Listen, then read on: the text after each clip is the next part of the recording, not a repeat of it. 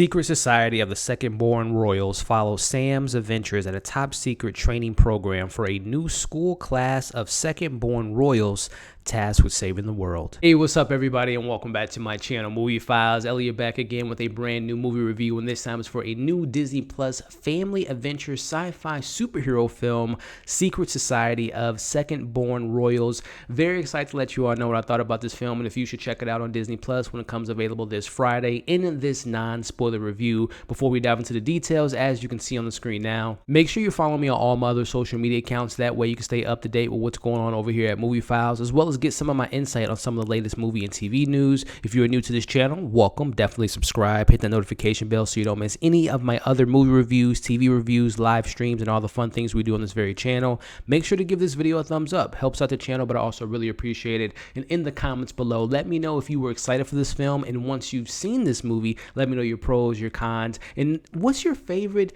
Disney Plus / maybe even Disney Channel original film. Let's have some fun discussions in the comments below. So as I kind of transition from that question into starting this review, Disney Plus films have been kind of hit or miss for me, to be honest. The last one I saw was the one and only Ivan, which I really enjoyed. And then the last kind of family fun film I've seen was on Netflix, Sleepover. So I'm kind of on a roll with these kind of, films that I don't normally watch. So I was kind of excited for that.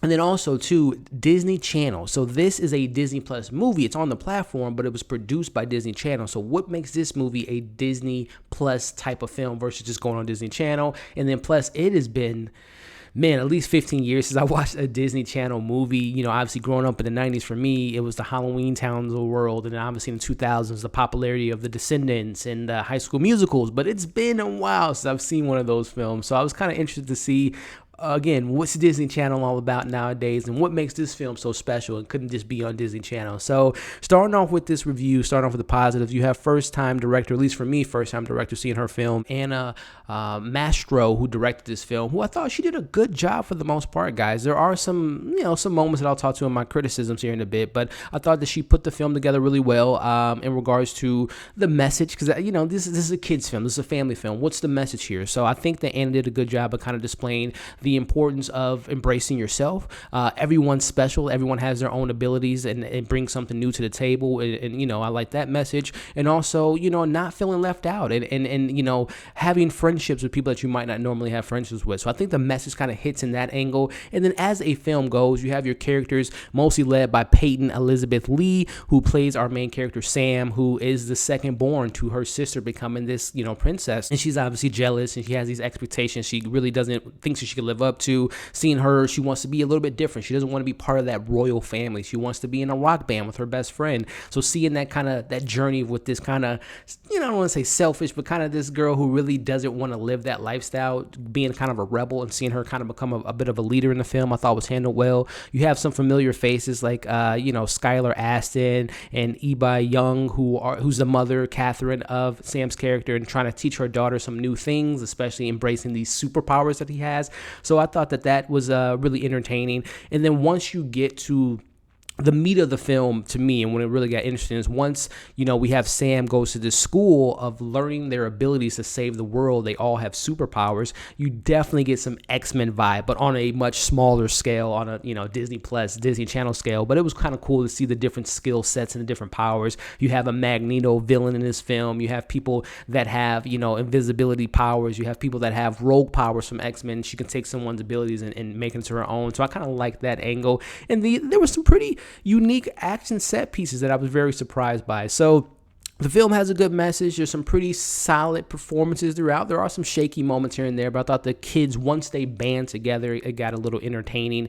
And again, I thought that the film was solid for a Disney Plus, Disney Channel type of movie. So transitioning to my criticisms, though, it took me 2 times to watch this film. The first time, the first 10 to 15 minutes, I really wasn't digging it. I'm just like, this girl is a brat. Sam was very bratty. She's complaining about the silliest things, because normally the idea of this movie is you have these royal families who, and normally in normal circumstances, I'm the only child, but normally it goes, the second child in the family is normally the child that gets the most attention. The parents kind of make up for their mistakes that they did for the first child. So they're like the 2.0 version of their firstborn. But in this scenario, the royal family, the firstborn is the most important, because they're going to be the ones that's going to be the next king, the next queen, the next, prince or princess. So it definitely kind of switches that narrative, because it's different over in the UK versus in the US, especially when it comes to royal families. So, but it was just like, it was kind of hard to get on board with Sam and some of the other royal families, because it's just like, okay, you guys literally have everything to your disposal, and you're complaining about what now? That your sibling is paying attention more because they're going to be a royal, they're going to be kings and queens, but you literally have everything else to your disposal. Money, cars, you could do whatever you want, but you're complaining about what? Especially Sam. Like, that's why it took me two times to watch it, because I'm just like, man, what's the message here? She's a brat, man. She really doesn't have anything to complain about. But again, putting that aside, there were some things again that I thought that the message of the film kind of hit, but it was just kind of confusing. Like, man, this is what we're teaching our kids, to be brats for no reason, to be upset about having everything to their disposal, get away with anything. But that was kind of a bit of a criticism for me. Again, there are some moments where you could see the budgetary restrictions of it being a TV movie, some of the visual effects, some of the scripting, some of the pacing was a little bit off, and that doesn't really go into the budget of the film, but you could tell that there's, again, I believe Anna, this is her first time doing like a big film. You could tell that there's some learning, some things to kind of learn in regards to being a director. And kind of, pacing out the film and editing the film, and little things like that was noticeable in regards to my criticisms. But at the end of the day, again, knowing that this is it could have went one of two ways. It could have went really, really bad, or just flat out bad. And I think that it actually went a little bit above that. So with me giving this movie a score, I'm going to give it a 2.9 out of 5.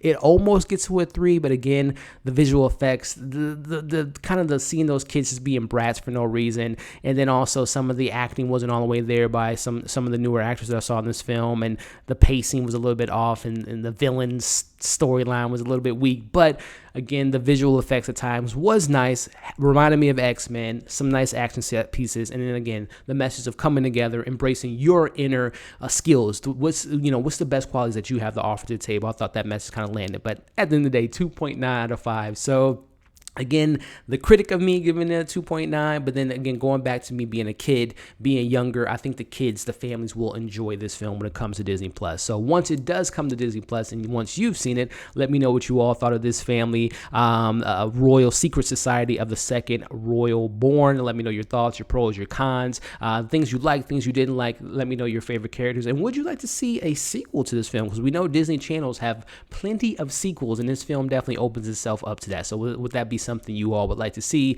if you enjoyed this film? So as always, make sure to like, share, comment, subscribe, leave your thoughts below of this film, hit the notification bell so you don't miss any of my other videos on this very channel. Hope you all enjoyed this review. Hope you're staying safe, and we'll see you on the next video.